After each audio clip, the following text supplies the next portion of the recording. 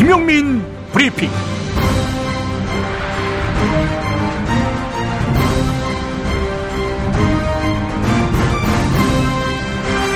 안녕하십니까. 2016년 8월 24일 수요일에 인사드리는 김용민입니다. 강신명 경찰청장이 임기를 끝냈습니다. 경찰청장 임기제가 도입되고 임기를 채운 두 번째 청장이 됐다고 하는군요. 강신명 씨 본인 말고 누가 그 퇴임을 영예로운 임기 만료로 볼까요? 농민을 사실상 살상한 최고 책임자인데요. 사과 한마디조차 안 하며 뻔뻔스럽게 버틴 모렴치. 그게 없었다면 그 직을 마지막 날까지 유지할 수 있었겠습니까? 강신명 청장 가족은 퇴임식장에 나타나서 자랑스러운 아버지 사랑합니다 라는 펼침막을 드러냈습니다. 21세기 가장 위대한 반어법이라고 생각할 겁니다. 861일째 병상에 있는 또 다른 아빠 백남기 씨를 바라보는 그의 가족들은요.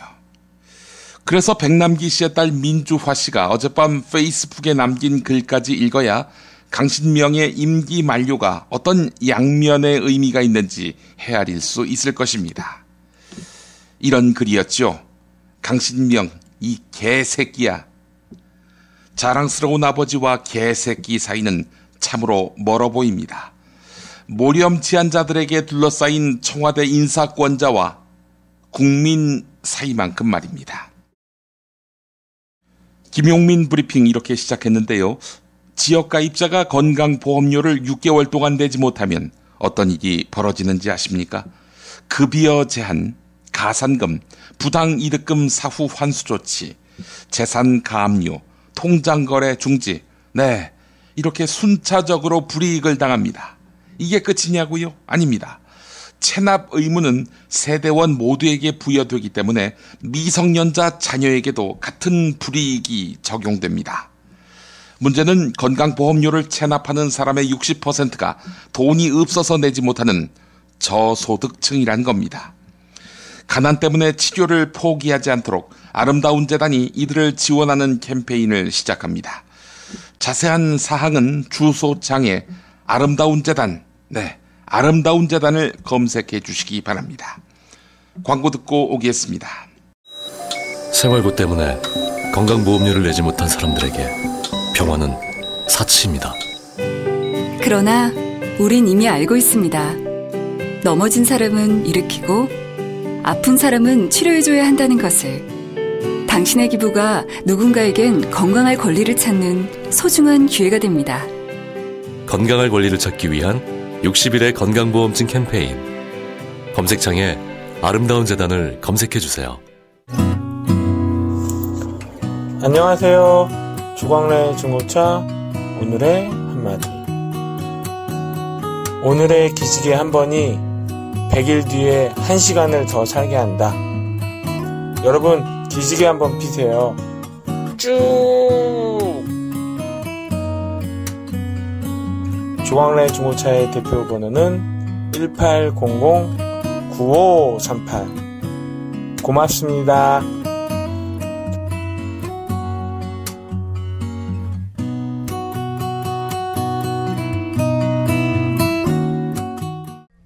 충남 금산의 넓은 인삼밭. 정성농장을 일군 농부아버지 이정열 씨. 자연은 노력한 만큼 내어준다. 그 자연의 마음을 알기에 정성농장을 더불어 일구는 아들 이성규 씨도 아버지에게 배운 것처럼 정직하고 또 성실하게. 정성농장 홍삼은 인삼 재배부터 가공 판매까지 모두 책임지고 있습니다. 그래서 대한민국 1등 품질을 자부합니다. 검색창에 정성농장 홍삼을 검색해주세요. 정성농장 홍삼. 전화문의는 010-9754-6972. 이제부터는 관록의 뉴스 해설가 김용민이 오늘 아침 조간신문을 훑어드립니다.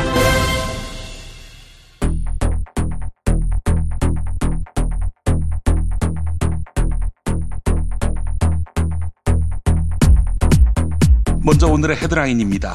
우병우와 사법연수원 동기고 우병우가 사실상 대구 고검장에 발탁한 윤갑근 검사가 우병우, 이석수 문제 특별수사팀의 팀장이 됐습니다.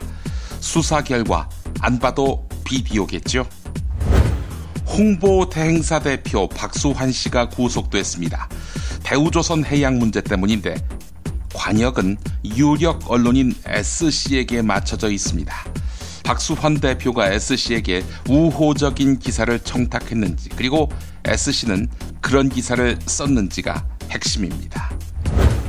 이철성 경찰청장 23년 전 음주운전 사고를 낼 때 상대차를 피해차하게 만들었다고 했지요. 실제 상대방에게 새 차값을 줬습니다.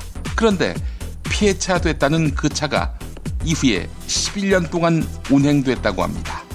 어째서 이런 일이 일어났을까? 교육 공무원이건만 음주운전을 하다가 걸려서 신분을 숨긴 교사들, 대규모 징계에 직면했습니다. 이 선생님들 본인이 이철성이 아님을 한탄하겠군요. 박근혜 대통령 동생 박근영 씨 사기 혐의로 고발됐습니다. 생활고 때문이라고 하는데 남편 신동욱 씨는 10여 년 동안 직업 없이 빚만 8억이다. 이자에 이자가 쌓여서 악순환이 됐다고 했습니다.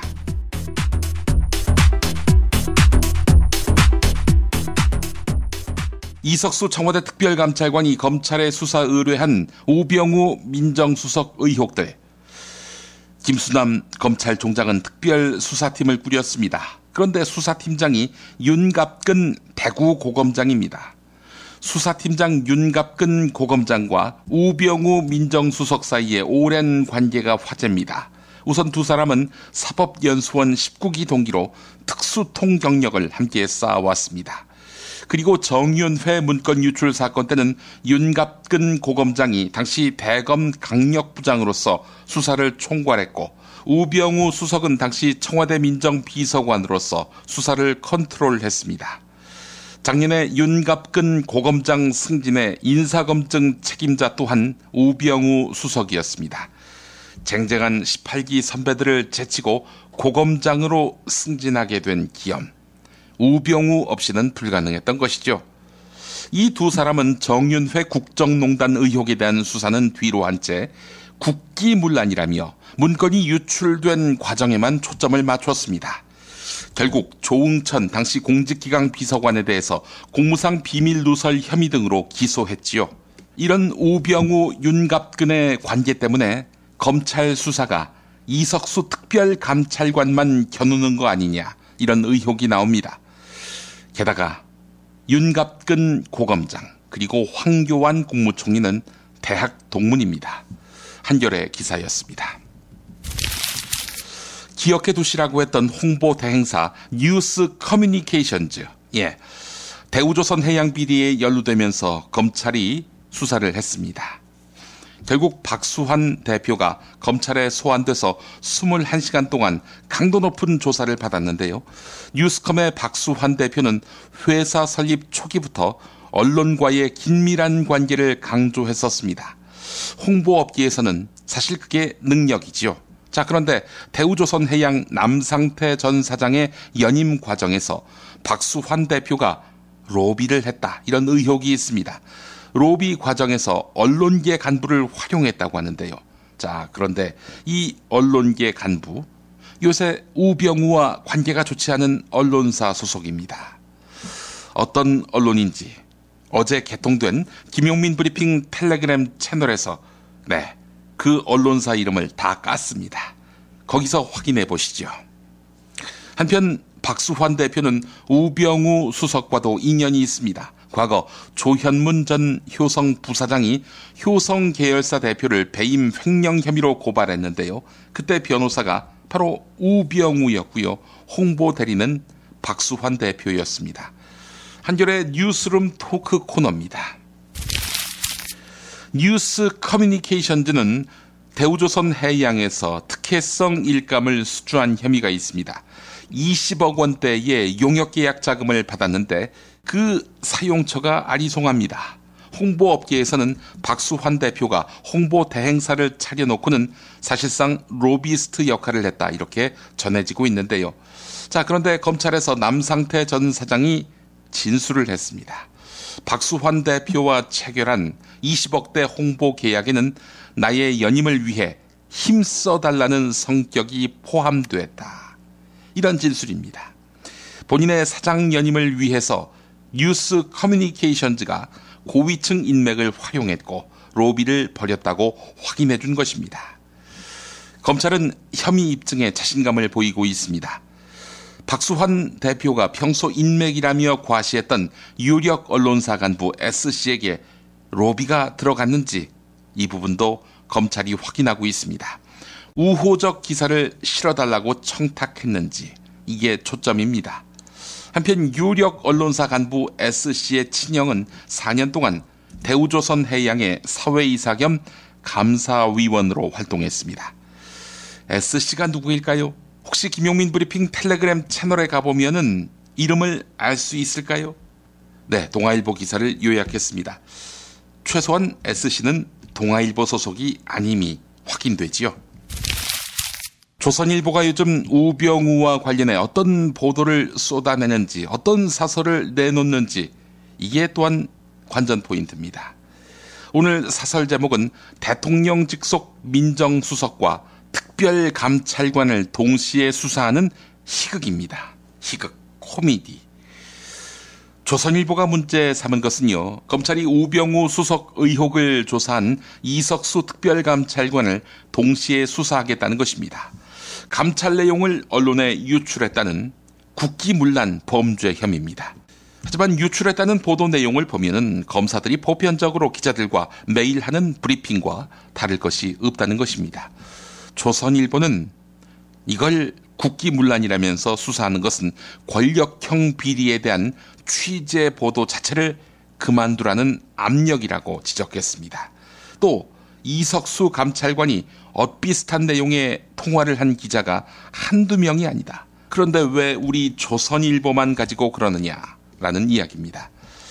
감찰 내용 유출이 문제라는 인식은 의도적인 본질 흐리기다, 이런 이야기인데요. 조선일보도 이제 알겠습니까? 의도적인 본질 흐리기가 얼마나 부당하고 울분을 치솟게 하는지. 청와대가 콕 찍어서 부패 기득권 언론 세력이라는 언급을 했습니다. 부패 기득권 언론 세력. 네. 조선일보를 지칭하는 것이죠. 우병우 수석 사태를 박근혜 정권 때 부패 기득권 언론이라는 프레임으로 방향 꺾기를 시도하고 있는 것입니다. 뉴스 커뮤니케이션즈 박수환 대표 수사 앞서서 언급했는데요. 청와대가 언급한 부패 언론사가 표적이 돼가고 있습니다. 새누리당의 한 국회의원은 박근혜 대통령이 유력 언론사의 부패, 그 부패의 근거를 잡고 있다. 전세를 뒤집을 수 있다고 판단하고 있다. 이렇게 전했습니다. 아하, 남의 약점을 잡아가지고 판을 흔든다. 최동욱 검찰총장 사생활 문제를 빌미 삼아서 박근혜 정권의 판 흔들기에 동조했던 조선일보. 하하하. 요새 돌아가는 꼴 보고 스스로 생각이 많아지겠네요. 예. 만천하에 드러난 의혹과 비리를 정치 공세나 프레임워크로 덮을 수 있다. 청와대는 이렇게 판단하고 있는 것이고 조선일보는 과거에 그렇게 실행해 왔었습니다. 양자의 대결 아주 흥미롭게 됐습니다.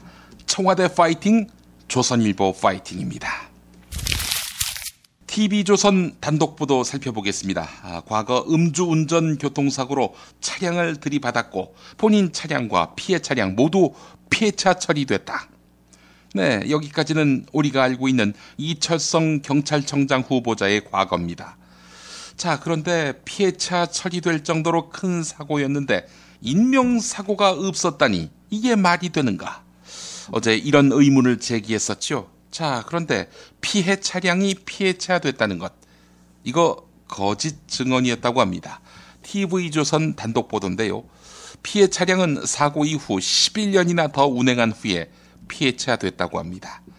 사고 당시 피해차 할 정도로 파손됐다는 것은 거짓말이었습니다. 자, 그런데 피해자에게는 차량이 모두 파손됐다는 것을 전제로 세차 가격 수준의 보험금이 지급됐습니다. 결국 피해자에게 피해액보다 많은 보험금을 지급한 거 아니겠습니까? 경찰 간부라는 직업, 어디 발설하지 말아달라. 사고 상황, 얘기하지 말아달라. 이런 부탁 차원에서 거액을 건넨 것은 아닌가 하는 의혹이 나올 법합니다. 자, 이런 계속되는 의혹에도 불구하고 박근혜 대통령은 이철성 경찰청장 후보자 임명을 강행할 것으로 보입니다. 인사청문회법에 따르면 청문회 보고서가 채택되지 않고 열흘이 지나면은 대통령은 후보자를 그대로 임명할 수 있습니다. 박근혜 대통령은 오늘 청문회 보고서를 어제까지 채택하라고 재요구했습니다. 즉, 이르면 오늘 이철성 후보자를 경찰청장에 임명하겠다는 강한 의지로 해석됩니다. 얼굴에 철갑을 둘렀군요. 박근혜 대통령. 한겨레 기사였습니다.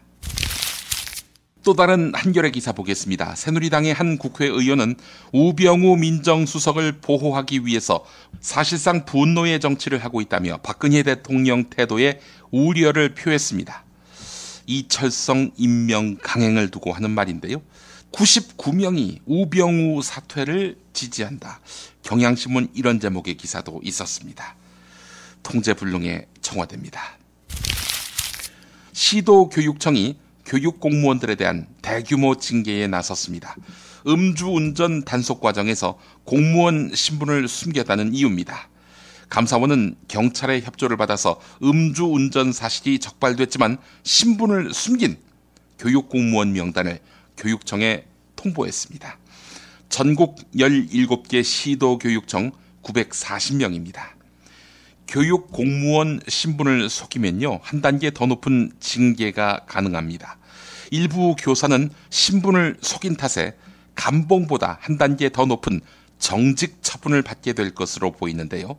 정직은 중징계인 파면, 해임, 정직 가운데 하나입니다. 뭐 징계까지 하십니까? 청와대 하는 걸 보면 상을 주어도 모자랄 일인데요. 박근혜 대통령의 동생인 박근령 전 유경재단 이사장의 고발 소식 어제 속보로 전해졌지요. 이석수 청와대 특별감찰관이 고발한 겁니다. 우병우 건처럼 수사 의뢰를 한 것이 아니라 범죄 사실을 신고한 겁니다. 특별감찰관의 1호 고발 대상은 다름 아닌 박근령 전 이사장이었습니다. 유경재단 이사장에서 물러난 상태임에도 불구하고 어떤 사람에게 접근해서 유경재단 주차장 임대권을 내주겠다는 명목으로 7천만 원을 가로챈 사기 혐의입니다. 그래서 이 사람은 결국 주차장 임대권을 따내지 못했다고 하는데요. 박근령 전 이사장의 해명은 1억을 빌렸다가 6천만 원을 갚았지만 생활고에 시달려서 잔금을 갚지 못했다는 겁니다. 그동안 박근령 이사장은 유경재단 운영 위반으로 100만 원의 벌금형 선고를, 승인되지 않은 임대 수익 사업을 벌여서 이사장 취임 승인 취소 처분을 당했고요. 공익법인법 위반 혐의로 고발돼서 벌금 300만 원, 유경재단의 불법 점거, 불법 농성 혐의로 징역 6개월에 집행유예 2년. 이력이 참 다양하군요. 또 지난해 이번 고발건과 비슷한 유경재단 주차장 임대 사기 사건으로 대법원에서 500만 원의 벌금형을 받았습니다. 이어서 서울신문 기사입니다. 서울신문이 남편인 신동욱 공화당 총재와 인터뷰를 했습니다. 10여 년 동안 내외가 직업이 없어서 형편이 어려웠다. 빚만 8억 원에 달해서 이자가 이자를 낳으면서 악순환에 빠진 상태다. 빚 독촉 문자만 3천여 건이다. 빚 갚을 사람이 한두 명이 아니라서 누가 고소를 했는지도 잘 모르겠다라고 털어놓았습니다. 공화당 관계자는 박근령 전 이사장이 가족들로부터 한 달 200만 원 남짓의 생활비와 자택 전세금 등을 지원받고 있다. 이렇게 전했다고 합니다. 정부가 가습기 살균제 참사에 대한 사과를 거부했습니다. 피해자로 판정된 165명 중에서도 지원 대상은 35명 뿐이었습니다. 그래서 정부 대신 공무원 노조가 나서서 사죄와 용서를 구하는 기자회견을 가졌습니다.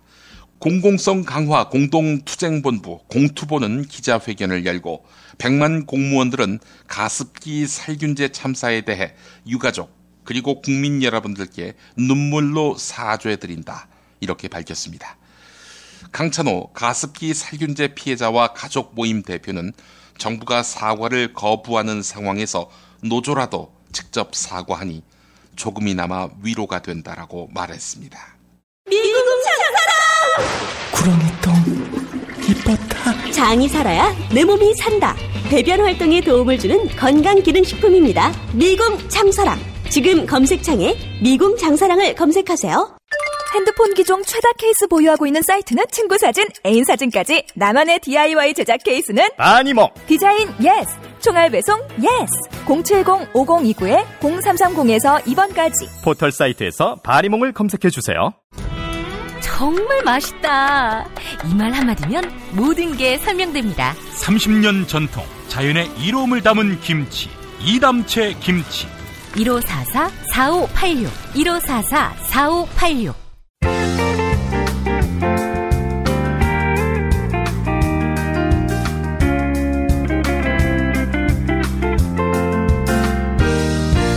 여러분 안녕하십니까? 지금부터 전국 16개 시도교육청과 무관한 2016학년도 뉴스 듣기 능력평가를 시작하겠습니다. 가정이나 사무실 차량 안에 계시는 애청자 여러분께서는 팟캐스트의 음량을 알맞게 조절해 주시고 답안을 작성해 주시기 바랍니다. 모든 문제는 한 번씩만 들려드리니 잘 듣고 지시에 따라 물음에 답하시기 바랍니다.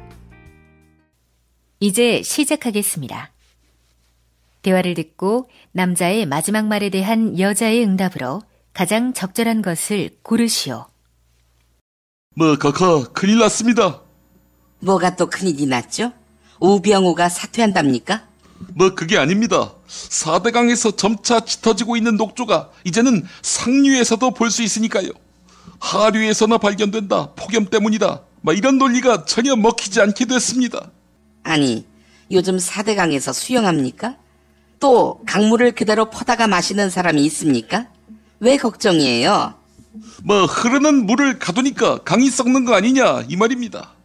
그래서 이제는 아니, 그걸 제가 했습니까? 이명박이 한 거잖아요. 그래도 현 대통령이 무슨 수를 써야 되는 거 아닙니까? 그런 식으로 얘기하자면 지난 정권이 만든 개성공단은 왜 철거해가지고 이 씹새끼가 여기서 개성공단이 왜 나와? 카카 낙동강 보 중에서 가장 상류에 있는 보, 그 보의 물은 가장 깨끗해야 되는 거 아닙니까? 상류에 있는데. 그런데 이 보에서도 8월 평균 남조류 세포수가 물 1마이크로리터당 13,965개나 됩니다. 낙동강 최상류에 있는 보 어딘지 아십니까? 아니 그걸 왜 몰라? 1번 상주보, 2번 콜라보, 3번 조선일보, 4번 낙단보, 5번 입진보.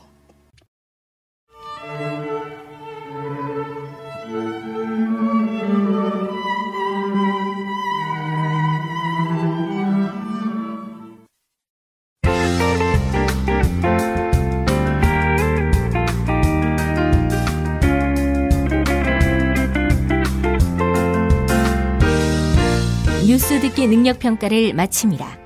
정답을 아시는 분은 팟빵 게시판에 정답과 이메일 주소, 사연을 남겨주시기 바랍니다.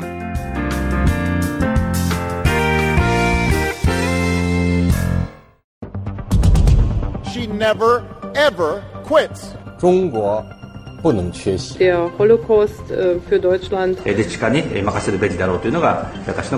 Ma senti, col dolore umano non si può essere neutrali. 국제 뉴스의 맥. 오늘도 완벽이란 놈의 발목 잡혀 한 걸음도 못 나갈 때의 저자인 김글리 작가와 외신 살펴보겠습니다. 김글리 작가님. 네, 안녕하세요. 글로벌의 맥을 읽어주는 글로벌 리더 김글리입니다. 예. 자, 오늘 어떤 소식부터 전해주시겠습니까? 네, 세계에서 가장 살기 좋은 도시 어디일까요? 서울이죠. 네, 서울도 맞는데요. 예. 바로 호주 멜번이 세계 최고로 꼽혔습니다. 호주 멜버른. 오. 네네네. 예. 국제 경제 분석 기관인 이코노미스트 인텔리전트 유닛에 따르면 멜버른은 안전, 위생, 문화환경, 교육, 사회 기반 시설 등 5가지 항목의 합산 점수가 가장 높아 세계 최고의 도시로 꼽혔습니다. 멜버른의 뒤를 이어 오스트리아의 빈, 캐나다의 밴쿠버와 토론토 등이 살기 좋은 곳으로 꼽혔습니다.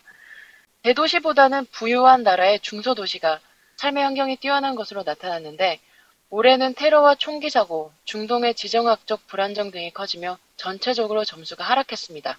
자, 그렇다면 세계에서 가장 살기 힘든 도시는 어디일까요? 서울이죠.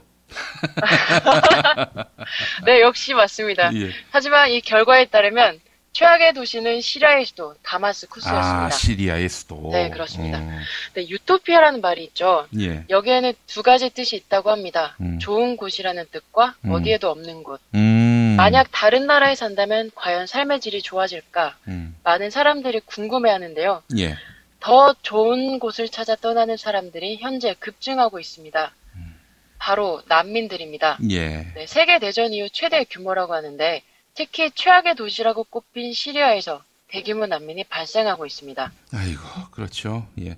시리아 내전 얘기 한번 좀 해보죠. 현재 그 시리아 상황은 어떻습니까? 네, 2011년 시작된 내전이 현재 5년째 지속되고 있습니다. 정부군의 무차별 공습과 IS의 잔악행위로 시민들의 일상은 참혹하게 변해갔습니다. 예. 며칠 전 혹시 잿더미 속에서 간신히 살아남은 5살짜리 아이 사진을 기억하십니까? 아유, 그럼요. 얼굴엔 피가 잔뜩 엉겨붙어 있고 온통 먼지를 뒤집어 쓴 채 울지도 못하고 멍하게 있던 얼굴. 그게 바로 시리아 내전의 참상을 그대로 보여준 것입니다. 그 사진도 있었잖아요. 3살짜리가 바닷가에서. 네, 맞습니다. 예. 터키 해변가에서 엎드려 있었던 아일란 사진이었죠. 예, 예. 현재까지 약 30만 명이 사망한 것으로 추정되고 또 인구 2,300만 명 중 절반이 피란 생활을 하고 있는 것으로 알려졌습니다. 예. 그중 약 480만 명이 해외 난민의 길을 택했습니다. 예, 그렇게 목숨을 걸고 고향을 떠난 난민들 정말 천만다행으로 외국 땅에 이 발을 닿은 이후의 현실은 어떻습니까? 아시다시피 대부분은 유럽행을 택하고 있는데요. 작년 유럽에 유입된 난민 수는 180만 명으로 전해에 비해 6배나 증가했습니다. 하지만 그만큼 현실에 녹록지 않습니다. 지중해에서만 하루 평균 20명 이상의 난민들이 죽어가고 있습니다. 예. 또 유럽은 초반에 난민에게 문호를 열겠다고 약속했지만 끝이 보이지 않는 난민 유입의 이동 통로를 막고 있는 형국입니다. 예. 네, 최근 헝가리는 쏟아지는 난민을 막기 위해서 국경에 175km에 달하는 철조망 장벽을 세웠고요. 이탈리아는 난민을 대상으로 난민행은 꿈이 아닌 악몽이라는 캠페인을 벌이고 있는 실정입니다. 아, 그러니까 난민들에게 오지 말라. 그렇죠. 난민이 되면은 꿈이 시작되는 것이 아니라 악몽이 시작되는 것이다.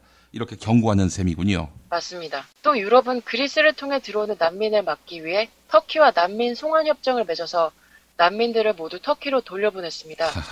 이 때문에 유럽에 가지 못하고 터키에 눌러앉은 시리아 난민만 280만 명에 달합니다. 이런. 네, 어마어마합니다. 예. 난민들은 최저임금의 절반도 받지 못한 채 노예처럼 일하면서 고통을 호소하고 있고 터키인들은 자신들의 권리가 뺏겼다고 생각해 갈등이 커지고 있습니다. 예. 이 난민 문제가 유럽의 정치 지형까지 흔들고 있죠? 네, 맞습니다. 현재 유럽 사회에선 난민이 큰 문제로 대두되고 있는데요. 사실 얼마 전 영국의 유럽연합에서 탈퇴한 가장 큰 원인도 바로 난민이었습니다. 이민이 늘어나면서 보건과 교육, 그리고 공공 서비스의 질이 떨어지고 있다는 겁니다. 예. 따라서 유럽 각국에선 난민에 대한 여론이 악화되고 있는데요. 이 때문에 반이민 정책을 내세우고 있는 구구 정당들이 높은 지지를 얻고 있습니다. 아, 예, 예. 난민에 대해서 지금 유럽은 골머리를 앓고 있는 상황인데 어떻습니까? 유럽 외의 나라는 난민에 대한 대응 어떻게 하고 있나요? 네, 유럽 위에 난민들이 택하고 있는 곳은 미국과 호주로 꼽을 수가 있습니다. 예. 하지만 모두 난민 수용에 소극적입니다. 지난해 유럽이 100만 명 이상의 난민을 받아들이는 동안 오바마 행정부는 겨우 7만 명을 받아들였고 또 호주는 일관되게 난민 거부 정책을 펴고 있습니다. 예. 호주는 자국을 찾아오는 난민들을 나우루 섬으로 강제 수용하고 있는데요. 나우루 섬. 예. 네. 여기에서 성폭행, 아동학대, 고문 등 난민에 대한 인권 유린이 빈번하게 일어나고 있다는 보고서가 공개돼 큰 논란이 되었습니다. 예. 정말 비참합니다. 예. 난민 문제는 사실은 이제 숙제가 됐는데 우리가 답을 찾아야 하는 거 아니겠어요? 네, 맞습니다. 이 난민 문제는 사실상 상당수가 시리아에서 발생하고 있습니다. 예. 따라서 유일한 해법은 시리아 내전을 멈추는 건데요. 유엔은 영향력을 가진 모든 국가가 휴전 합의를 이끌어내야 한다고 촉구한 바 있습니다. 하지만 시리아 내전에는 이란과 러시아가 개입돼 있고 정부군과 IS의 전선마저 꼬여 있어서 국제 개입이 쉽지 않습니다. 예. 사실상 국제사회 노력이 전혀 성과를 내지 못한 채 지금 이 순간에도 수만 명의 난민이 발생하고 있고요. 예. 그 과정에서 수십 명, 수백 명의 난민들이 목숨을 잃고 있습니다. 예. 집을 떠날 수도 그렇다고 집에 머물 수도 없는 게 지금 시리아 사람들의 현실입니다. 예. 아이고 정말 참 참담합니다. 갈등, 그리고 여러 가지 분쟁 상황, 이런 것들을 수습하지 못하는 지도자, 박근혜 대통령만 있는 줄 알았더니 반기문 유엔 사무총장도 그러한 편이군요. 네네, 그렇습니다. 사실상 국제적 대응에 실패했다고 봐야겠죠. 예. 네. 지금 한국에도요, 시리아 난민들이 찾아오고 있습니다. 그런데 네, 맞습니다. 인천공항 송환대기실 맨바닥에 종이박스를 깔고 담요 한 장만 덮은 채 이렇게 살고 있다고 하는데, 뜻 있는 중동 문제 전문가들, 김동문 목사 같은 그분들이 먹고 자는 문제에 대해서 연일 관심을 가지면서 돕고 있는데요. 우리도 한 당사자입니다. 우리가 관심을 또 가져야 될 문제라고 생각을 합니다. 자, 다음 이야기 한번 해보죠. 리우 올림픽이 끝났는데 인상적인 기록 꼽아보셨다고요? 네. 이번 리우 올림픽에 남긴 것들을 좀 이야기해볼 필요가 있겠습니다. 리우 올림픽은 사상 처음으로 남미에서 열린 대회였습니다. 예. 그래서 새로운 세상이라는 슬로건을 내걸었었는데요. 그만큼 여러모로 전례가 없는 올림픽이기도 했습니다. 선수들 45%가 여성으로 역대 최다였고요. 또 세계 난민 선수들을 모여 최초의 난민팀을 이루어 출전하기도 했습니다. 예. 무엇보다 이번 리우 올림픽은 역사상 가장 퀴어한 올림픽으로 꼽힙니다. 퀴어? 네, 퀴어는 레즈비언, 게이, 양성애자, 트랜스젠더 등 성소수자를 포괄하는 단어인데요. 예. 그만큼 성소수자 선수들이 많았다는 겁니다. 공개적으로 커밍아웃한 선수만 모두 53명으로 지난 런던 올림픽보다 2배 이상 많습니다. 예. 네, 이 중 여자 선수는 42명, 남자 선수는 11명으로 둘 다 최고 기록입니다. 성소수자가 가장 많았던 나라는 네덜란드로 모두 9명이 있었고 영국도 7명이나 있었습니다. 한 수영 선수는 연습 경기에서 게이와 레즈비언이라고 쓰인 수영복을 입고 훈련하며 자부심을 드러냈고요. 또 시상식에서 공개적으로 프로포즈한 동성애 커플도 있었습니다. 예. 하지만 이런 커밍아웃이 쉽지만은 않습니다. 축구 팬들은 커밍아웃한 여자 선수들이 출전한 경기에서 게이를 비하하는 말들을 쏟아냈고요. 예. 또 일부 중계진들도 동성애를 혐오하는 발언에 논란을 빚었습니다. 예. 2020년 도쿄올림픽은 더 많은 다양성과 더 넓은 포용성을 보여주는 올림픽에 기대해봅니다. 예. 이렇게 말씀하시면은 한국 개신교 보수 목사님들은 말세다. 이렇게 평가할 수도 있겠네요. 보니까. 네네, 그렇죠. 예. 알겠습니다. 네, 지금까지 완벽이란 놈의 발목 잡혀 한 걸음도 못 나갈 때의 저자인 김글리 작가와 함께했습니다. 수고 많으셨습니다. 네, 감사합니다. 아이고, 아우 덥다 더워. 이제 우리 몸 생각해서 이 보양식이라도 먹어야 되는 거 아니야? 자, 일단 이거 한 잔. 그래. 자, 우와! 이거 새싹 땅콩차 아니야? 어떠냐? 와, 이거 시원하게 먹으니까 더 좋다. 이거 뜨거운 물에 우려서 식힌 거 아니야? 아니야, 그냥 시원한 물에도 잘 우러나와. 오, 굿이야, 굿. 역시 새싹 땅콩차는 전창걸의 새싹 땅콩차야. 070-8635-1288 전창걸닷컴.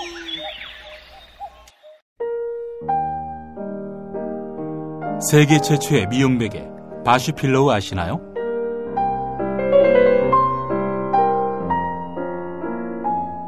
성형 또는 피부과 시술한 연약한 얼굴을 지켜주는 베개. 피부가 눌리고 얼굴이 처지며 주름이 생기는 것을 막는, 그래서 노화 방지까지 돕는 건강한 베개입니다. 어깨와 목결림을 방지하는 이중 높이 구조. 이제부터 전혀 다른 잠자리를 만나보세요. 검색창에 미용 베개 바슈필로우를 찾아주세요. 남성용 바슈필로우도 있습니다. 기억하시나요? 탐라오렌지. 제주도 총각 3인방. 제주 농사꾼의 혼을 담은 인류 딱 하나의 감귤. 탐라오렌지에서 여름철 감귤을 소개합니다. 황금향. 아, 여름에 감귤이 이렇게 맛있을 수 있네. 무더위를 한 방에 날려버릴 탐라오렌지의 황금향. 지금 인터넷에서 탐라오렌지를 검색하세요. 직접 드셔도 좋고 선물용으로도 최고입니다. 전화 주문도 가능합니다. 010-2827-3917 010-2827-3917 추석 선물로 끝내주는 황금향. 황금향도 주문받고 있다고 봐요. 하루 두 차례 대한민국과 지구촌의 오늘을 정직하게 비춰드립니다.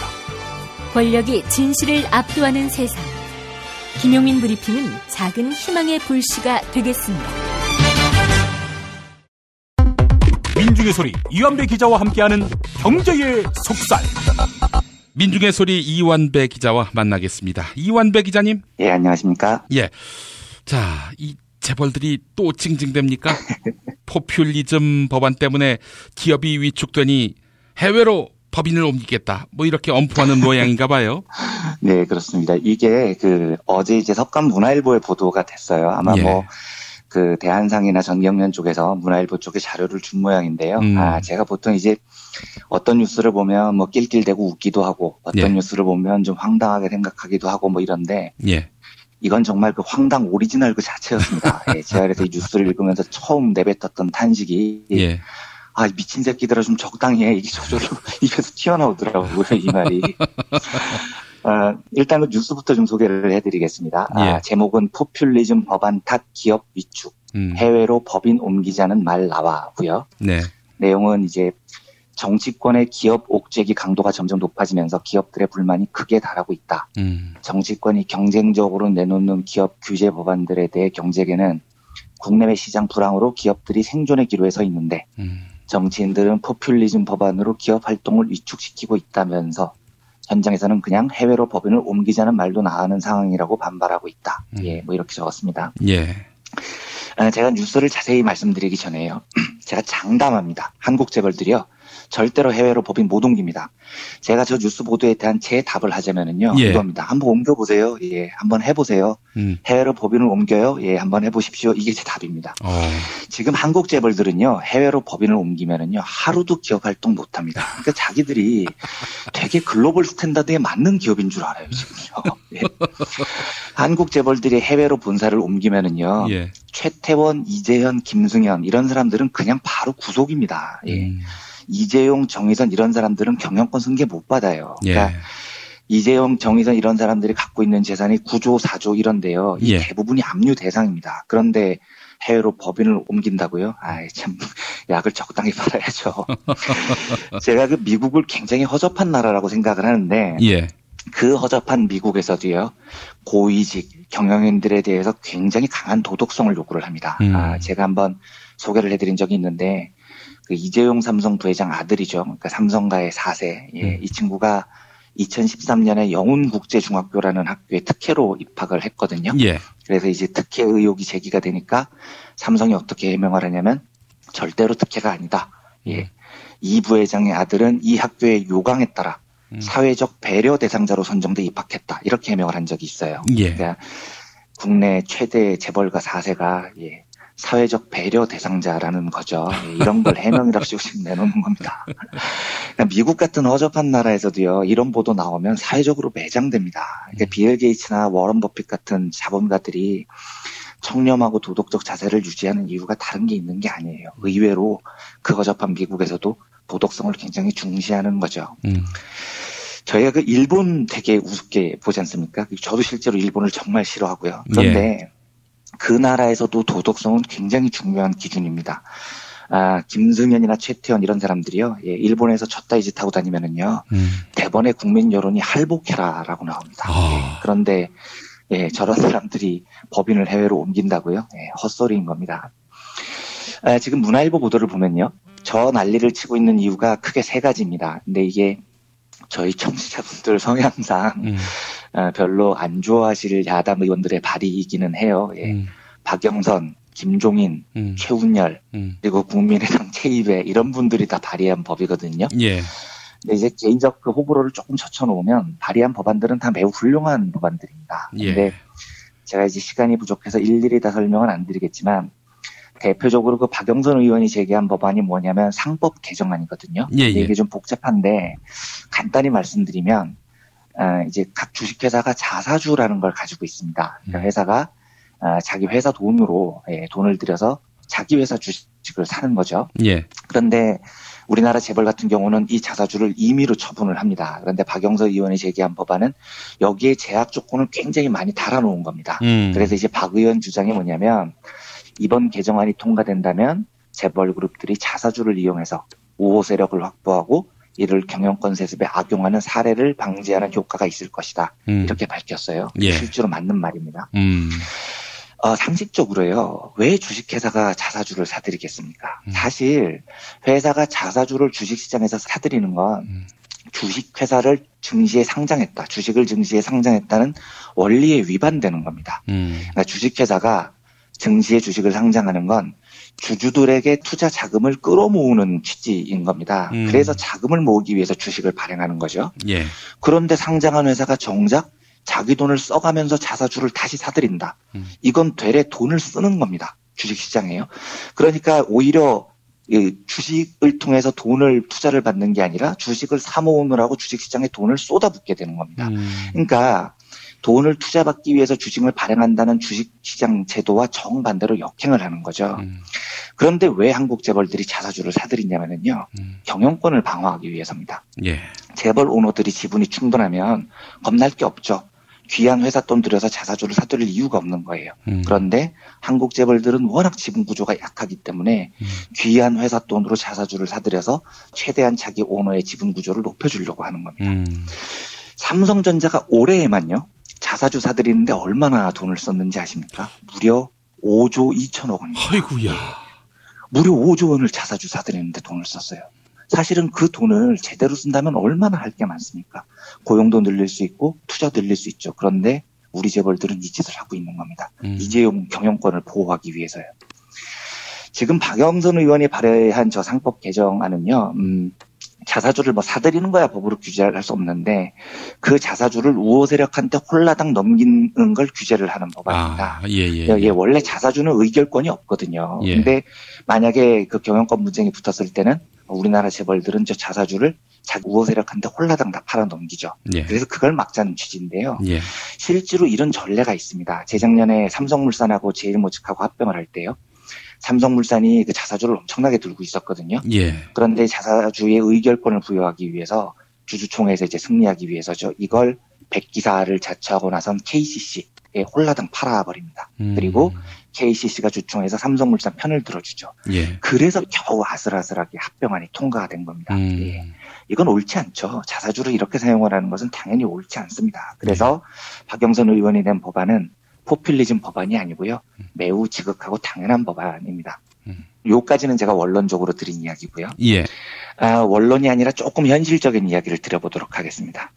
지금 재벌이 저 난리를 하는 이유는 상법이 개정되면 경영권을 방어할 길이 없다 이거고요. 그 뒤에 붙이는 말이 저렇게 되면 우리 재벌들의 경영권이 해외 투기자본 손에 넘어간다, 이렇게 협박들을 합니다.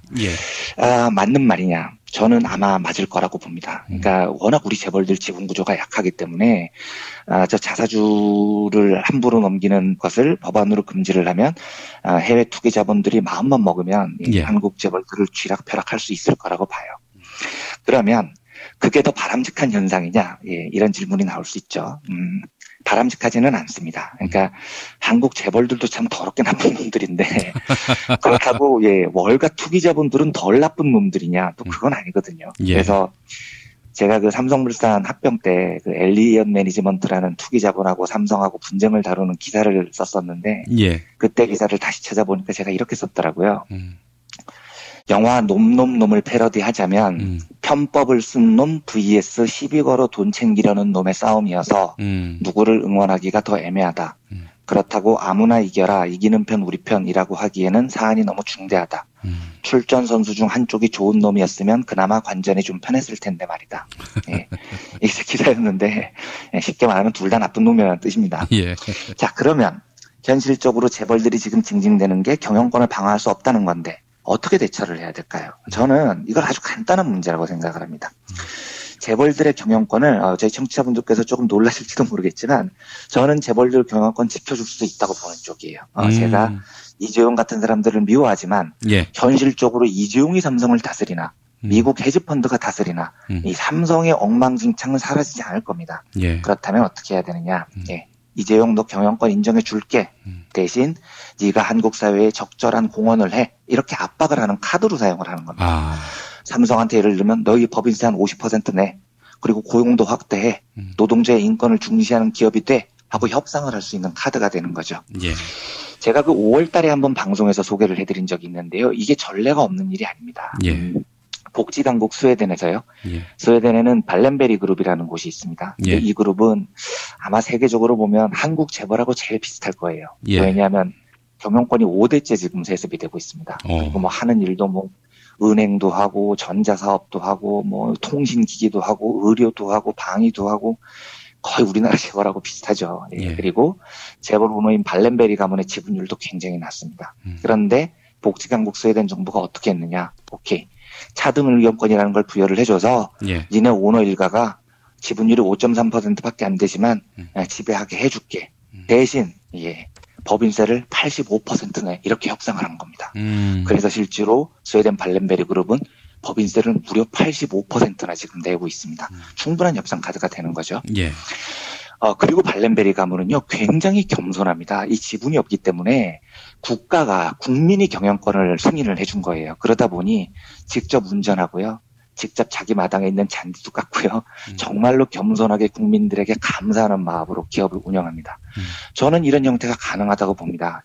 삼성 이재용 가문한테 니네 사실 지분율 2%도 안 되잖아. 그런데 뺏기기 싫어? 인정해줄게. 그런데 법인세는 한 60%는 내줘야 되겠다. 충분히 저는 타협이 가능하다고 봐요. 대신 이 협상을 이끌어내기 위해서라도 지금 재벌들의 경영권을 그대로 놔줄 수 없다는 압박이 필요합니다. 그래서 박영선 의원의 상법 개정안은 현실적으로도 굉장히 훌륭한 겁니다. 재벌들이 법인을 해외로 옮긴다 이런 헛소리 하지 말고요. 재벌들은 좀 뭘 통해서 사회에 공헌할 건지부터 고민을 하라고 조언해 주고 싶습니다. 재벌이 한국 사회에서 존경받는다면 박영선 의원이 저런 법안을 내도요. 국민들이 알아서 하지 말라고 말릴 겁니다. 근데 아무도 안 말리지 않습니까? 재벌들이 더럽게 존경을 못 받으니까 그런 거죠. 이게 깜빵에서 풀어줬더니 불륜사실이나 고백하고 말이죠. 자기 아들 국제중학교에 넣으면서 사회적 배려 대상자니 이딴 헛소리나 하고 다니니까 재벌들이 국민들한테 지지를 못 받는 거죠. 아무튼 저희 청취자분들의 호불호와는 좀 거리가 있겠지만 저는 박영선 의원의 상법 개정안에 대해서 굉장히 지지하고요. 그리고 한국 재벌들은 절대로 한국을 못 떠난다는 데 제 모든 걸 겁니다. 그래서 더더욱 재벌들을 압박하고요. 재벌들을 정신 차리게 하고요. 그래서 재벌들이 사회적으로 뭔가 바른 일을 하도록 유도를 해내야 됩니다. 그런 관점에서 재벌들의 징징대는 헛소리는 충분히 무시해도 괜찮다는 화관을 드리면서 이 뉴스를 먼저 전해드렸습니다. 박영선 의원이 옳은 일하면요. 박수를 보내고 지지를 표해야죠. 네, 요 법안은 굉장히 잘하신 겁니다. 요 법안은. 우리 이완배 기자께서 호평하는 법안이라면은 일단 저도 한번 세심히 따져보겠습니다. 네, 감사합니다. 자, 다음 이야기 해보겠습니다. 참 노동운동의 현실을 보니까 벼랑 끝에 서 있다 이렇게 표현해도 무리는 아닐 것 같습니다. 자, 그래서 오늘 이완배 기자께서 특별한 호소를 하신다고요? 아, 예, 특별한 호소라기보다 그러니까 홍보를 하나 하려고 합니다. 예. 사실은 제가 저희 청취자분들에게 이런 부탁을 드릴 때마다요, 진심으로 마음이 되게 송구스럽습니다. 그러니까 우리가 참 도와야 될 곳이 많고요. 예, 지갑을 열어서 도와야 될 곳이 많고 연대해야 할 곳이 그렇게 많은데 그 부담에 제가 또 한 가지 부탁을 드리는 거여서 정말 죄송스럽다는 말씀을 먼저 드리고 홍보를 시작하겠습니다. 예. 제가 그 방송에서 종종 이야기를 드립니다만 저희 민중의 소리에는 정옹재라는 노동 담당 기자가 있습니다. 예. 굉장히 유능한 기자고요. 저한테는 참 고마운 친구이기도 해요. 왜냐하면 저는 이렇게 경제 쪽을 담당하면서 이 뭐라고 표현을 할까요? 그러니까 늘 이제 그러니까 위에서 경제를 보는 거죠. 그리고 책상 앞에서 경제를 분석하고요, 해설을 하고요. 그러면서 이제 진보적인 사상을 가진 기자인 척하고 살아왔습니다. 이런 걸 이제 좀 극단적으로 말하면 뭐 입진보라고 하죠. 뭐 주둥이 파이터, 뭐 아가리 파이터, 뭐 이런 겁니다, 제가요. 예. 그런데 우리 정웅재 기자는요, 말로만 노동자들을 위하고 말로만 노동자들의 삶을 돌봐야 된다고 주장하는 저 같은 기자가 아닙니다. 정웅재 기자는 아마 대한민국에서 거의 유일한 기자일 거예요. 항상 노동 현장을 다니는 기자입니다. 제가 왜 이런 현장형 노동 기자가 대한민국에서 정웅재가 유일할 것이라고 믿냐면요, 대형 언론사들, 심지어 진보적인 언론사들이라고 하는 곳조차도 노동 현장의 기사를 이렇게 전문적으로 다루는 기자가 없습니다. 왜냐하면 그게 기사가 잘 안 되거든요. 예, 노동 현장의 기사가 잘 안 읽힙니다. 독자들이 찾지를 않는 거예요. 그래서 저희 김용민 PD님께서도 브리핑에서 한번 소개를 해주셨지만 김포공항 환경미화원 분들이요. 예. 인간적인 대접을 해달라면서 지금 파업을 시작하셨는데 예. 다들 삭발을 하셨지 않습니까? 예. 근데 왜 그런 극단적인 일을 할까요? 그렇게 안 하면 언론이 관심을 안 갖기 때문입니다. 아이고. 그만큼 그분들은 절박한데 그분들 이야기는 삭발을 하지 않으면 관심을 안 가져주는 거예요. 그래서 노동 현장 기자가 대한민국에는 전무하다시피 하는 겁니다.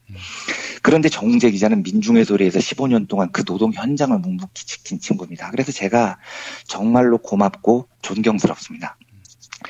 제가 이제 웅재가 이렇게 기사를 쓴 걸 낼 때마다 보면 제가 꼭 이렇게 얘기합니다. 야, 고맙다. 내가 너 아니면 이 현장의 목소리를 어디서 들어보겠냐. 그리고 진짜 고마운 마음으로 기사를 보거든요. 근데 기사를 보다 보면 우라통이 막 터지는 겁니다. 야, 진짜. 문제한테 제가 그래요. 대한민국이 진짜 이렇게 족같은 나라냐? 진짜 이건 너무한 거 아니냐? 예, 그래서 정말 정웅재가 들려주는 노동 현장의 이야기는요, 상상을 초월할 정도로 비참한 겁니다. 서론이 길었는데요. 저희 정웅재 기자가 다음 스토리 펀딩의 연재를 시작했습니다. 예, 엊그제 첫 기사가 나갔고요. 예. 제목은 당신의 노동은 안녕하십니까? 라는 시리즈입니다. 예. 제가 처음에 정웅재 기자가 이 시리즈를 기획했을 때 제가 열렬히 지지를 했습니다. 이게 뭐냐면 우리 노동자들이 현장에서 어떻게 살고 있는지를 일일이 찾아서 르포르타주로 기사를 쓰는 겁니다. 예. 그런데 보시면 아시겠지만 진짜 눈물이 납니다. 그런데 이런 이야기를 어디 가도 들을 곳이 없어요. 그러니까 정웅재의 입을 빌리지 않으면 마치 대한민국은 이런 일이 벌어지지 않는 나라인 것처럼 하루하루 살아나가는 거죠. 예. 첫 기획물 제목이 밤낮 일해도 150만 원짜리 파리 목숨. 예, 요게 제목입니다. 그리고 이게 톨게이트 좁은 곳에서 일하시는 저희 노동자분들, 수금하시는 분들의 스토리입니다. 그런데 그 첫 줄 소제목이 이렇게 나옵니다. 사장님, 사람은 버리는 물건이 아닙니다. 이렇게 시작을 합니다. 예. 한국도로공사가 운영하는 고속도로 노선에 341개의 영업소가 있습니다. 그리고 그 영업소에 소속이 돼서 톨게이트에서 요금을 받는 노동자들은 과거에는 한국도로공사 소속이었어요. 그런데 2009년에 이명박 정부가 들어서면서 경영 효율화 한답시고 이걸 다 외주화를 한 겁니다. 그래서 지금은 이 노동자분들 전부 외주업체 소속 비정규직입니다. 예. 이 톨게이트 업무를 위탁받은 업체들이 있는데요. 외주업체들이요. 이 용역업체들 전부 다요. 대부분 도로공사 출신 임원들이 나와서 차린 회사들입니다. 그러니까 이른바 관피아라는 거죠. 그러네요. 인천 톨게이트에 80여 명의 요금 수납원 노동자분들이 근무하시는데요. 10년 이상 근무하신 분들이 대부분입니다. 그런데 이분들이 한 달에 받는 월급이 130만 원에서 140만 원 정도예요. 그런데 도로공사 사장, 낙하산이죠. 새누리당 국회의원을 지낸 김학송 씨, 연봉이 2억 1,419만 원입니다. 타당하지 않지 않습니까, 이거는요. 예. 심지어 인천 톨게이트에서는 이런 일도 있었답니다. 여기 요금소가 얼마나 덥겠습니까? 그 좁은 곳에요. 그러니까 매연도 많고요. 근데 이제 이분들이 에어컨을 쓰는데 여름에 에어컨 쓰지 말라고 톨게이트에 계량기를 달아놓은 겁니다. 예, 전기 얼마나 쓰는지 감시하는 거죠. 그러니까 이 인간 대접을 안 해주는 겁니다. 그런데 이 와중에 지금 도로공사는 이 하청업체 비정규직 노동자들을 마구 해고합니다. 그래서 지금 이 노동자분들이 싸우고 있습니다. 예. 이 싸움은 배불러서 하는 싸움이 아닙니다. 의식적으로 싸우는 게 아닙니다. 정말로 물리적으로 살아있기 위해서 싸우는 겁니다. 그렇죠? 사람이 태어났으면 적어도 살아는 있어야 되는 거지 않습니까? 예. 제가 아직 그 발행은 안 됐던데요. 2회 기획물을 미리 읽어봤는데 이게 일산 킨텍스 노동자들 이야기입니다. 목요일쯤에 나온다고 하는데요. 제가 이거 보면서 욕해서 죄송합니다만 씨발 진짜 대한민국 족같구나 하고 쌍욕을 제가 막 퍼부었습니다. 이 기사를 읽으면서요. 무슨 대목이 있냐면요. 킨텍스에서 거기에 일하시는 환경미화원, 주차요원, 노동자분들 다 비정규직이죠. 이분들한테 점심 밥을 줍니다. 그런데 그 점심이 뭐냐면요. 예. 밥, 김치, 삶은 달걀 이게 답니다. 예. 제가 이걸 보고 아니 그게 밥이야? 그걸 지금 먹으라고 주는 거야? 식당도 없습니다. 이 밥, 김치, 삶은 날개를 노동자분들이 바닥에 앉아서 그걸 먹습니다. 점심을 끼니를 때우기 위해서요. 그래서 정웅재 기자가 물어봤어요. 아니 이걸 지금 밥이라고 주는 거냐. 그랬더니 킨텍스 반응이 뭐냐. 걔들은요 하청업체 소속이어서요 우리 직원이 아니에요. 우리가 밥을 줄 의무가 없어요. 하지만 우리가 인도적인 차원에서 식사를 제공하는 겁니다. 이런다는 겁니다. 인도적인 차원에서 밥, 김치, 삶은 달걀을 제공하고 있다는 거예요. 지금 거기 해고되신 노동자 세 분이 지금도 킨텍스 건물 앞에서 농성을 하고 있습니다. 그런데 킨텍스 사장이 누구냐면요. 임창렬이라고요. 옛날 경기도지사 했던 사람. 그런데 이 임창렬 옛 지사가요. 지금 해고자 3명을 포함해서 10명의 노동자들, 농성하고 계신 노동자들한테 업무 방해라고 소송을 걸었습니다. 그래서 킨텍스가 5천만 원, 임창렬 개인이 5천만 원, 도합 1억 원 지금 소송이 걸려 있습니다. 임창렬 같은 사람들한테는 이 사람들이 노동자로 안 보이는 거죠. 사람이 아닌 겁니다. 그냥 개 돼지인 거죠. 정웅재 기자가 이 스토리 펀딩을 기획한 이유가요. 이제 본인이 현장에서 만난 노동자들, 노동조합들, 이분들에게 실질적인 도움이 되고 싶어서라고 합니다. 그래서 이런 소송 비용들, 그리고 해고 노동자들의 생계, 이걸 물리적으로 돕고 싶었다는 거예요. 그래서 너무 좋은 기획이다. 제가 열렬히 격려를 했는데 스토리 펀딩을 딱 띄웠더니 목표 모금액이 300만 원 이렇게 돼 있습니다. 그래서 제가 300만 원이 물론 작은 돈은 아닌데 지금 네가 하고자 하는 그 연대의 의지를 생각할 때 그 돈의 규모가 좀 작지 않냐. 왜 그렇게 목표를 작은 금액을 했냐. 제가 이렇게 물었어요. 그랬더니 정웅재 기자 답이 선배가 잘 모르셔서 그러는데요. 한국에서 노동자 이야기하면 사람들이 안 좋아합니다. 아마 이거 300만 원도 어려울 거예요. 이러더라고요. 그래서 제가 오늘 또다시 죄송스럽지만 청취자분들에게 부탁을 드립니다. 많이 읽어주시고요. 또 죄송스럽지만 많이 도와주십시오. 그러니까 그 도와주시는 펀딩의 자금이 전액 다 지금도 살기 위해서 투쟁하시는 수많은 현장 노동자분들에게 전달이 될 겁니다. 저는 이 현장을 지켜온 대한민국의 거의 유일한 기자인 정웅재 기자의 진심이 또 그리고 정말로 개돼지 취급을 받는 우리 노동자들의 현실이 청취자분들께서 도와주시는 그 연대와 도움의 손길로 조금 더 힘을 낼 수 있을 거라고 생각합니다. 또 이렇게 부탁드려서 죄송하고요. 포털 사이트 다음에서 스토리 펀딩을 찾아주시고 정웅재 이름이나 아니면 당신의 노동은 안녕하십니까? 라는 제목으로 검색을 해주셔서 연대의 손길을 보내주신다면 정말로 진심으로 감사드리겠습니다. 뭐 홍보 이야기 길게 드려서 죄송한데요. 혹시 나중에 허락을 해주시면 9월쯤에 한 번만 더 정웅재 기자가 쓴 현장 노동자 이야기로 한 번만 더 홍보를 하도록 하겠습니다. 감사합니다. 우리 국민들의 절대 다수가 노동자인데, 이 노동자의 일이 뭐 나의 일이 아니더라도 내 가족의 이야기는 최소한 되잖아요. 그렇죠. 어쩌면 우리 자식들의 일일 수도 있는 거거든요. 우리가 관심을 안 갖는 것이 너무나 무책임할 겁니다. 여간 뭐 제1야당에서도 노동자가 부정당하는 그런 현실 아닙니까? 그 논란 너무 속상합니다, 저는. 노동운동의 불씨를 지키기 위한 우리의 노력. 이건 결국 우리를 위한 일이라는 점, 이 점을 맞습니다. 잊지 말아야 하겠습니다. 그렇게 생각해 주셨으면 합니다. 포털 사이트 다음 스토리 펀딩에서 제목이 어떻게 된다고요? 당신의 노동은 안녕하십니까? 이고요. 예. 정웅재라고 이름으로 검색을 해주셔도 나옵니다. 예. 당신의 노동은 안녕하십니까? 네, 많은 분들의 관심과 참여를 바라겠습니다. 네, 이완배 기자님 오늘 말씀 잘 들었습니다. 예, 감사합니다. 예. 덥다 더워. 미칠 듯한 폭염에 열대야. 게다가 폭염보다 더 열받게 만드는 여왕님 치하에서 다들 살아계신 거죠? 이럴 때 시원한 바다로 계곡으로 떠나서 얼음장 같은 물에 수박 동동 띄워서 먹어야 되는데, 그쵸? 그리고 부글부글 끓는 속을 달래주는 통쾌한 민중의 소리와 함께 하셔야죠. 오늘도 민중의 소리는 여러분의 후원 전화를 기다립니다. 1661-0451 1661-0451 민중의 소리. 싸지는 안 돼요. 건강식품의 지존 전복을 택한다면 100% 완도에서 잡은 와우 전복. 네이버에서 와우 전복을 찾으세요. 010-2443-0818 한우 사고를 집어넣고 24시간 팔팔 끓인 곰탕, 연지연 곰탕. 어린이부터 노인까지 누구나 좋아하는 건강식 연지연 곰탕. 택배로 신청하시려면 010-7252-1114.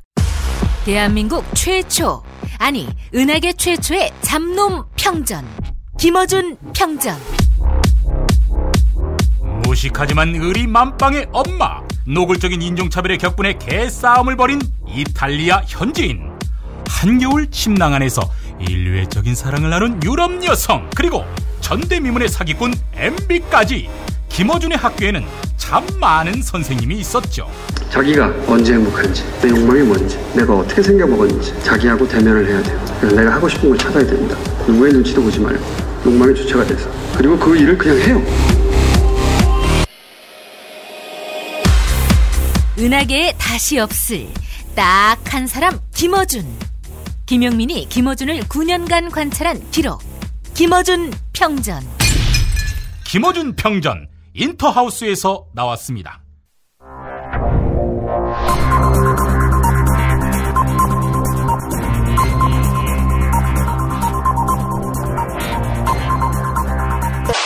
공화국 논평. 같은 자매라도 철천지 원수가 될 수 있다고 확신하시는 박근혜 동지께서는 대통령 동생을 자처하며 사기치고 다닌 박근령에 대한 강도 높은 국가적 중대 조치를 취하실 계획을 표명하시고 구체적인 공격 방침을 제시하시었다. 경애하는 박근혜 동지의 단호한 결심은 아무리 내놓은 동생, 내놓은 제부라지만 하고 다니는 꼬라지가 인내할 수준을 넘었다는 데 대한 격한 분노의 표시다. 1991년 노태우 당시 대통령에게 언니가 최태민에게 농락당하고 있어요. 이런 편지를 박근령이 보냈을 때 이미 남이 됐는데, 또 유경재단 운영권을 놓고 박근령이 언니 머리 끄댕이를 잡고 싸우다시피 할 때는 이미 배신자가 됐는데, 게다가 남동생 지만이가 자기를 죽이려 했다며 제부라는 놈이 집안 망신을 다 시켰을 때 이미 악마가 됐는데, 이젠 지나가는 사람만도 못한 관계가 된 주제에 대통령 혈육을 참칭하고 다니는 것은 박동지를 참을 수 없이 모독하고 우롱하고 천추의 한이 될 망동의 다름 아니며 처절한 대가를 자초하는 악수 중에 최악수의 다름 아니다. 특히 박근령의 죄는 자신이 대통령의 친족임을 과시하며 피해자로부터 억대 자금을 빌린 다음 일부를 갚지 않은 혐의인데, 이런 사기 행각에 무슨 변명이 필요하겠나. 게다가 제부라고 하는 신동욱이라고 하는 자는 박근령은 생활고 때문에 피소됐습니다. 이렇게 될 때까지 청와대는 뭐 하고 있었습니까? 라며 황당한 발언을 일삼고 있다. 그간 아버지의 혼과 인생이 묻어있는 공화당, 이 공화당의 이름을 가로채서 창당하는가 하면 세월호 유족에 대해서 비아냥될 목적의 단식이나 하고 도도맘을 영입하겠다, 허경영과 제휴하겠다 이러면서 박동지를 웃음거리로 만들었다. 게다가 박근령은 천황폐하 운운하면서 나라 망신까지 시킨 장본인 아닌가. 이는 동생 내외가 박동지에 대한 체질적인 거부감과 적개심을 노골적으로 드러내는 것으로서 추호도 용납할 수 없는 포악무도한 도발 행위를 자행한 것이다. 이제라도 박근영 내외는 박근혜 동지를 찾아가 참회의 눈물을 흘리며 이마에 땅을 찍고 용서를 구할 생각 절대 하지 말아라. 만약 그럴 경우 몇 푼 달라고 할 게 뻔하니까. 박동지에게는 더 이상 여동생 그리고 제부 따위는 없으며 아버지 박정희 동지에게는 일남 일녀만 있을 뿐이다. 그럼에도 불구하고 대통령 동생 운운하면서 설레발을 또 떨 경우 박동지의 치솟는 분노와 경천 동지할 탄압의 불벼락을 피할 수 없게 될 것이다. 한국일보에 실린 이재현 문화평론가의 이재현의 유행어 사전 레임닭. 네, 이걸 오늘의 칼럼으로 골랐습니다. 제목부터 흥미진진하시죠? 일부 소개하겠습니다. 청와대가 지목한 부패기득권 신문사. 둘 중에 어느 한쪽 편을 들기가 매우 힘들다. 우병우의 사퇴 내지는 교체 자체가 레임덕 상태를 뜻하는 것이라고 여기고 있는 것은 아니지만 이른바 부패기득권 신문사에 의해서 밀리는 것이야말로 레임덕 상태에 빠지는 것이라고 박근혜 대통령이 생각하고 있을 수 있다는 것이다. 청와대가 부패기득권이라고 부른 신문사는 2014년에 대략 167만 부로 발행부수 1위를 기록했다. 전국 일간지 23개사의 총 발행부수는 대략 514만 부였으니까 이 신문사의 시장 점유율은 대략 32.5%다.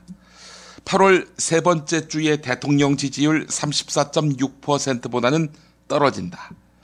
어느 쪽 비율을 강조하든 간에 청와대와 이른바 부패기득권 신문사 사이의 이번 싸움은 늘 최소한 대한민국 여론의 3분의 1을 차지해온 보수 세력 내부의 분파적 정치 투쟁인 셈이다. 이른바 부패기득권 신문사는 지난 총선에서의 새누리당 패배 원인이 친박에게 있다고 판단했던 것 같다. 즉, 이 신문사는 총선 참패 후 친박으로는 정권 재창출이 불가능하며 총선 이후 드러난 여론을 중시하면서 정치를 해나가야만 정권을 창출할 수 있다고 생각하고 있는 듯하다. 그래서 문제가 되고 있는 민정수석 비서관의 의혹에 대해서도 이른바 부패기득권 신문사는 여론을 내세우면서 싸우는 것이다. 심지어 국기문란이라는 파쇼적인 어휘까지 동원됐다. 헌법, 형법, 국가보안법에도 나오지 않는 단어인 국기는 일제 파쇼 시대의 전형적인 잔재다. 박근혜 대통령이 이끄는 정부가 식물이 되든 동물이 되든 미생물이 되든 간에 다음 대선에는 보수 우파 세력이 집권할 가능성이 아주 크다. 그들은 사활을 걸고 싸우고 있으니까. 폭염에 열대야가 계속되고 있지만 나는 조금 춥다. 정치적으로 무섭고 떨린다는 얘기다. 사활을 걸고 싸운다. 이건 집권 의지가 뚜렷하다라는 말이겠지요. 욕 안 먹으면 집권할 수 있다. 야당 지도부에게 드리고 싶은 칼럼 뒷부분입니다. 김용민 브리핑 1부는 이렇게 마무리 짓고요. 저녁에 2부에서 다시 뵙겠습니다. 김용민 브리핑과 함께한 시간 어떠셨어요? 다음 시간에도 보다 바르고 알차며 즐거운 정보로 여러분을 찾아가겠습니다. 팟캐스트 포털 팟빵에서 다운로드하기, 구독하기, 별점 주기, 댓글 달기로 응원해주세요. 잊지 마세요. 다운로드하기, 구독하기, 별점 주기, 댓글 달기.